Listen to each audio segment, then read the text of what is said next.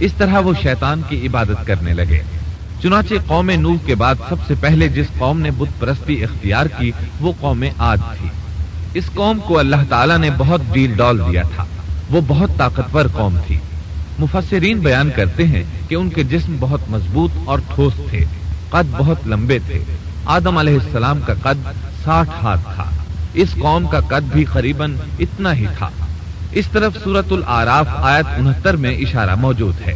اللہ تعالیٰ فرماتے ہیں وَاذْكُرُوا إِذْ جَعَلَكُمْ خُلَفَاءَ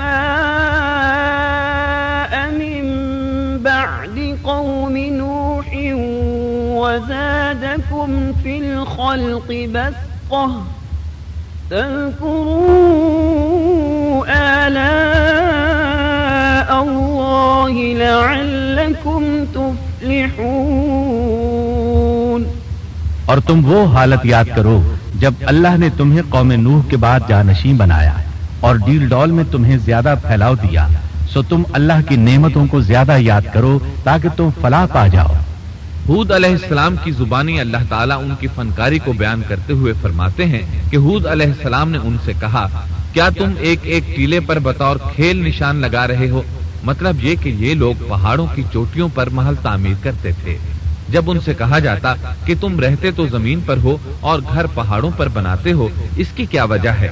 اور تم اتنے مضبوط محل تعمیر کر رہے ہو، گویا ہمیشہ یہیں رہو گے۔ وہ لوگ دراصل ٹیلوں، گھاٹیوں، دروں اور پہاڑوں پر عمارات تعمیر کرتے تھے، اور ان کا مقصد ان میں رہنا نہیں تھا، بلکہ صرف کھیل کود کے لیے ایسا کرتے تھے۔ ہود علیہ السلام نے انہیں جھنجھوڑا کہ تم ایسا کام کیوں کرتے ہو جس کا کوئی مقصد نہیں، جس کام کے فضول ہونے میں کوئی شک نہیں۔ ہود علیہ السلام انہیں واعظ کرتے تھے، اے میری قوم، اللہ نے تمہیں بڑی قوت سے نوازا ہے۔ تمہاری طاقت کا عالم یہ ہے کہ جب تم کسی پر ہاتھ ڈالتے ہو تو ظلم کرتے ہو، کوئی شخص تمہارے سامنے آنا گوارا نہیں کرتا۔ لہذا اللہ سے ڈرو اور میری پیروی کرو، اس سے ڈرو جس نے ان چیزوں سے تمہاری مدد کی۔ اللہ تعالیٰ نے اپنی ہر طرح کی نعمت، مال، اسباب، اولاد، باغات، شہر، قوت، جسامت اور صنعت کاری سے تمہیں نوازا ہے، لہذا تم اللہ سے ڈرو اور میری اطاعت کرو۔ لیکن ان کی قوم نے کوئی اثر نہ لیا، نہ ان پر ایمان لائی، الٹا لگی تکبر کرنے، اللہ کی حمد کی بجائے اس کی ناشکری کرنے لگی۔ اور تکبر کے بارے میں بات یہ ہے کہ جب سے ابلیس نے اس کو اختیار کیا، یہ اس وقت سے آزمائش بن چکا ہے۔ اللہ تعالیٰ سورہ حامیم السجدہ آیت 15 میں فرماتے ہیں، فَأَمَّا عَادٌ فَاسْتَكْبَرُوا فِي الْأَرْضِ بِغَيْرِ الْحَقِّ وَقَالُوا مَنْ أَشَدُّ مِنَّا قُوَّةً أَوَلَمْ يَرَوْا أَنَّ اللَّهَ الَّذِي خَلَقَهُمْ هُوَ أَشَدُّ مِنْهُمْ قُوَّةً۔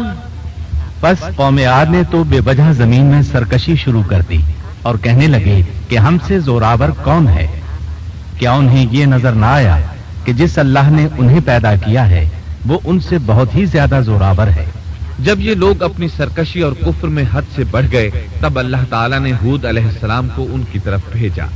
انہوں نے انہیں اللہ کی طرف بلایا اور کہا، اے میری قوم، اللہ کی عبادت کرو، اس کے سوا تمہارا کوئی معبود نہیں۔ کیا تم ڈرتے نہیں؟ قوم کے کافر سردار کہنے لگے، ہم تو دیکھتے ہیں کہ تو نری بے وقوفی میں ہے، ہمارے خیال میں تو جھوٹا ہے۔ اس پر ہود علیہ السلام نے فرمایا، میری قوم، میں بے وقوف نہیں، میں تو تمام جہانوں کے پروردگار کی طرف سے بھیجا گیا ہوں، تمہیں اپنے رب کے پیغامات پہنچا رہا ہوں، اور ہوں بھی تمہارا دلی خیرخواہ اور امانت دار۔ کیا تم اس بات سے تعجب کرتے ہو کہ تم میں سے ایک شخص کی معرفت، اللہ کا ذکر تم تک پہنچا کہ وہ تمہیں خبردار کر دے؟ تم اللہ کی اس نعمت کو یاد کرو کہ اس نے تمہیں قوم نوح کے بعد خلیفہ بنایا اور ڈیل ڈول میں تمہیں زیادہ پھیلاؤ دیا۔ تم اللہ کے احسانات کو یاد کرو تاکہ فلاح اور نجات پا جاؤ۔ ہود علیہ السلام نے اللہ کی عظیم نعمتوں کے ساتھ انہیں نصیحت کی، لیکن وہ بدبخت کفر ہی کرتے رہے۔ آخر انہیں جھنجھوڑنے کے لیے انہوں نے فرمایا، اے میری قوم، اللہ ہی کی عبادت کرو، اس کے سوا تمہارا کوئی معبود نہیں، तुम तो सिर्फ बुहतान बाजी कर रहे हो, यानी जिन बुतों की तुम पूजा कर रहे हो उनकी पूजा तुमने खुद घड़ी है। अल्लाह ताला ने तो इसके मुताल्लिक कोई दलील नाजिल नहीं फरमाई। मेरी कौम के लोगों, मैं तुमसे इस दावत और तबलीग की कोई उजरत नहीं मांगता। मेरा अज्र उसके जिम्मे है जिसने मुझे पैदा किया है। तो क्या तुम फिर भी अक्ल से काम नहीं लेते? ऐ मेरी कौम के लोगों, अपने रब से गुज़श्ता गुनाहों की मुआफी तलब करो, आइंदा गुनाहों से तौबा करो, ताकि वो बरसने वाले बादल तुम पर भेज दे और तुम्हें ताकत में और बढ़ा दे, ताकि तुम गुनाहगार होने के बावजूद रूगर्दानी न करो। हूद अलैहिस्सलाम मुसलसल उन्हें दावत देते रहे, लेकिन वो जालिम कौम नूह की तरह उनका मजाक उड़ाने लगी और कहने लगी, हमारे ख्याल में तो तू बेवकूफ है और शायद तू हमारे किसी माबूद के बड़े झपटे में आ गया है। तू हमारे बुतों को बुरा कहता है, इसलिए उनमें से किसी की मार तुम पर पड़ी है, इसीलिए तू ज़हनी मरीज बन गया है। वो जालिम लोग चूंकि आखिरत पर ईमान नहीं रखते थे और दुनिया में खुशहाली की जिंदगी बसर कर रहे थे और थे भी अपनी कौम के सरदार, इसलिए अपने मातहतों से कहने लगे, ये तो तुम जैसा ही इंसान है, वही कुछ खाता है जो तुम खाते हो और पीता भी वही कुछ है जो तुम पीते हो। अब अगर तुमने अपने जैसे इंसान की इताअत कबूल कर ली तो सख्त खसारे में रहोगे।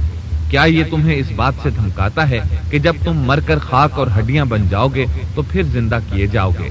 हरगिज नहीं, ये बात इम्कान से बाहर है जिसका वादा तुमसे किया जाता है।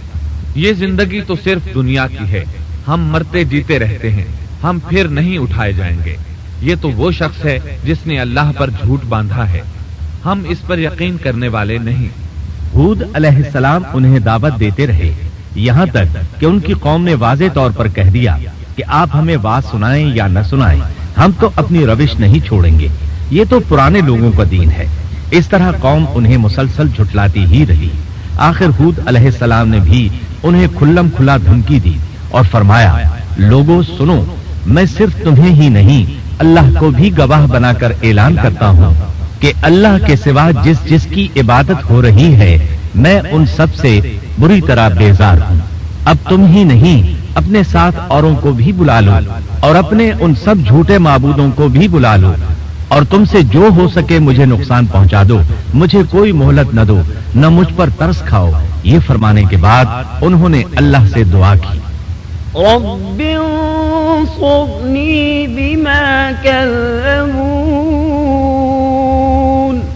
ऐ परवरदिगार, इनके झुटलाने पर तू मेरी मदद फरमा। अल्लाह की तरफ से आपको जवाब मिला, ये तो बहुत ही जल्द अपने किए पर पछताने लगेंगे। अल्लाह के नबी का इनकार करने, उससे बुग़्ज़ रखने और उसका मजाक उड़ाने वालों का अंजाम क्या हुआ? अल्लाह ने उन्हें ऐसे जन्नाटे की आंधी से तहस नहस किया कि जिसकी तारीख में मिसाल नहीं मिलती। अल्लाह ने उनसे बारिश रोक ली, इससे खुश्कसाली की कैफियत पैदा हो गई, दरख्त और फल खत्म हो गए, वो लोग बारिश की ख्वाहिश करने लगे। इसी हालत में एक दिन अल्लाह ने उन्हें अजाब देने का इरादा फरमाया। उन्होंने देखा एक सियाह बादल उनकी तरफ बढ़ रहा है, खुशी से उछलने लगे, कहने लगे, ये बादल हम पर बरसने वाला है, जबकि उनका ख्याल गलत था। दरअसल अब्र की सूरत में ये वो कहर इलाही था जिसके आने की वो जल्दी मचा रहे थे। वो अजाब उनकी बस्तियों की तमाम चीजों, फलों, खेमों, दरख्तों को तहस नहस करता हुआ आया। इसे अल्लाह का यही हुक्म था। आंधी इस कदर जबरदस्त थी कि पहाड़ों पर उनके तामीर करदा महलों तक को उड़ा ले गई। मुजरिमों का यही बदला है। अल्लाह ताला सूरत उज़्ज़ारियात आयत 41 और 42 में फरमाते हैं, वफ़ी आदिन इज़ अरसलना अलैहिमुर रिहल अक़ीम मा तज़रु मिन शैइन अतत अलैहि इल्ला जअलतहु कर्रमीम। इसी तरह आदियों में भी हमारी तरफ से तनबीह है, जबकि हमने उन पर खैर व बरकत से खाली आंधी भेजी, वो जिस जिस चीज पर गिरती थी उसे बोसीदा हड्डी की तरह चूरा चूरा कर देती थी। उस आंधी ने हर चीज को फना करके रख दिया। अल्लाह ताला उनकी तबाही एक जगह इन अल्फाज में बयान करते हैं, कौम आद ने भी झुटलाया, बस कैसा हुआ मेरा अज़ाब और मेरी डराने वाली बातें। हमने उन पर तेजोतुन मुसलसल चलने वाली हवा एक लगातार मनहूस दिन में भेज दी जो लोगों को उठा उठा कर दे पटकती।